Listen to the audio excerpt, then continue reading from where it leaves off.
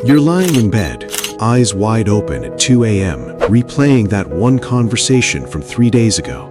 Did you sound stupid? Should you have said something different? What if they're judging you right now? And just like that, your brain hijacks the night. Again, you know this feeling, that endless loop, the what-ifs that won't quit, the mental treadmill that leaves you exhausted but never arrives anywhere. You're not broken, you're not weak, your brain is doing exactly what it evolved to do.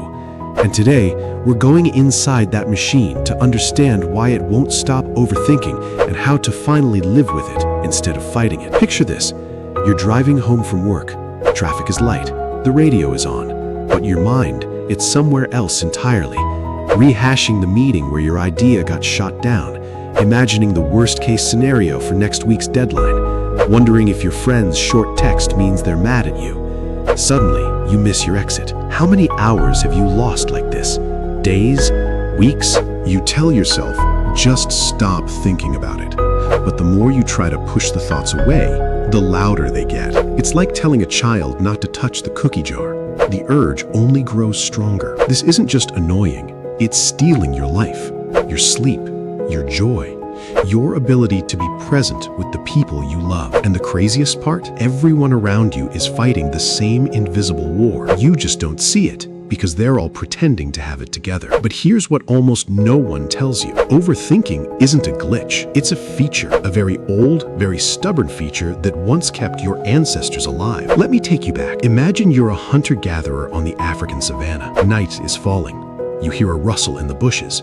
Was that a predator? A rival tribe? Your brain doesn't wait for confirmation. It spins out every possible disaster because the ones who didn't overthink, they didn't survive long enough to pass on their genes. Your brain is still running that ancient software, except now the rustle in the bushes is an ambiguous email from your boss, or a liked post from your ex, or the silence after you sent a risky text. The threats have changed, the brain hasn't, and that mismatch, that's where the suffering begins. Pause for a second. Have you ever noticed how your best ideas never come when you're forcing them? They arrive in the shower, on a walk, right before sleep. That's not random. That's your brain doing what it does best when you finally stop trying to control it. But most of the time, we live in constant low-grade panic mode. The default mode network, the part of your brain that lights up when you're not focused on a task, starts replaying the past and simulating the future. Psychologists call it the narrative self, the voice that turns your life into a never-ending story where you're usually the flawed main character. And here's where it gets brutal. That voice feels like you. It sounds like you. So when it says, "You're not good enough," or "They're going to abandon you," it doesn't feel like a random thought. It feels like truth, but it's not. It's just your brain trying to solve insolvable problems, predicting an unpredictable world, protecting you from pain that hasn't happened yet. The more uncertain life feels, the shaky job market, fractured relationships, endless choices, the harder your brain works to create certainty, even if that certainty is just imagining every way things could go wrong. You feel seen yet? Because this is where most advice fails. They tell you to just meditate or think positive, as if your brain is a disobedient puppy you can train with treats. It's not. Your brain is a supercomputer that survived ice ages. It doesn't respond to shallow commands. It responds to understanding, to strategy, to working with its nature instead of against it. Let's go deeper. Scientists have scanned the brains of chronic overthinkers, and what they found is fascinating. The same regions that light up during real physical pain also activate during social rejection, or even imagined future rejection. Your brain literally treats "what if they don't like me" the same way it treats a broken bone. That's why it hurts so much, why it feels urgent, why you can't just let it go. Evolution wired you to care deeply about social standing because for most of human history, being kicked out of the tribe meant death. Loneliness was lethal, so your mind obsesses. It ruminates.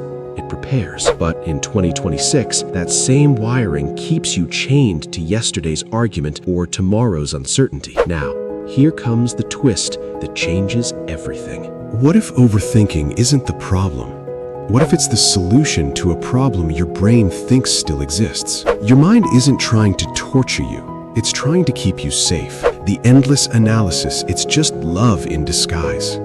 Misguided, exhausting love, but love nonetheless. The real issue isn't that you overthink, it's that you believe the thoughts. You treat them like facts instead of weather, clouds passing through the sky of your mind. Some dark, some stormy, but none of them permanent. None of them requiring you to build your entire life around them. Imagine for a moment you're sitting by a river. Thoughts are leaves floating by.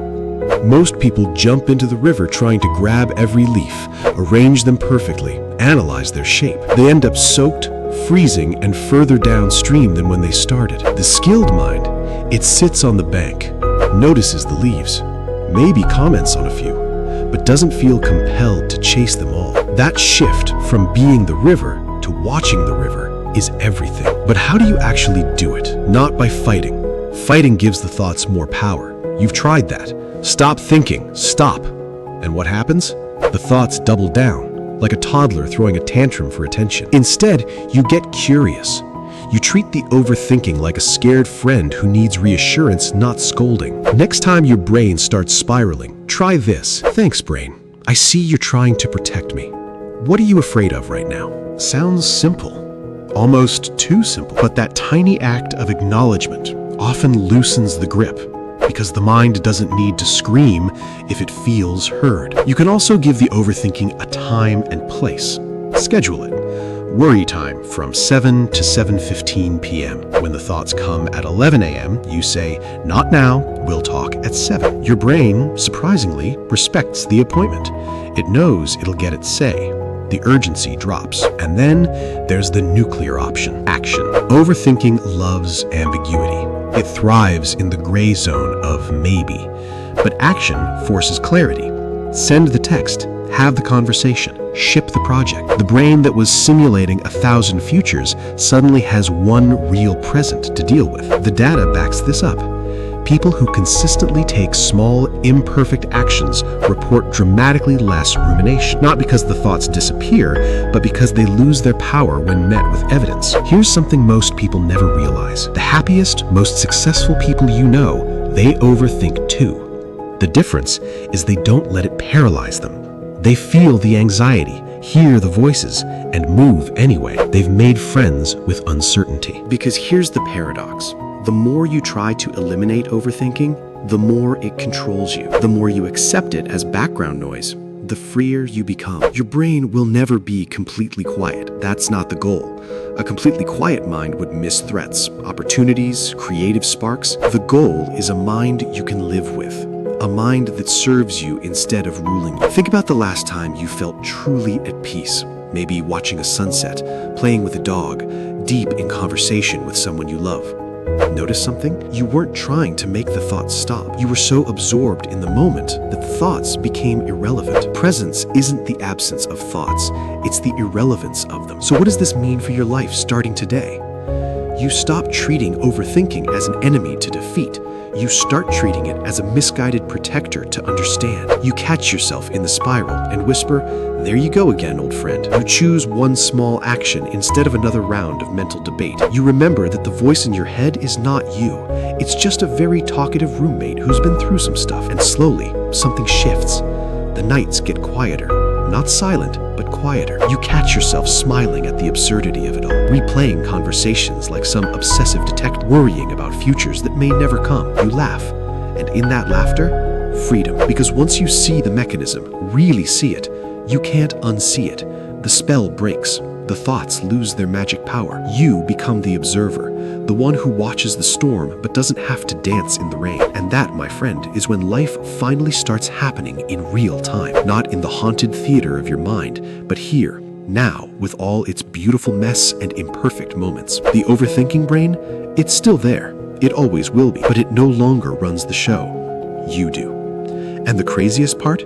The moment you stop desperately trying to fix yourself is the moment you realize you were never broken to begin with. You were just human, with a brain that loves you too much.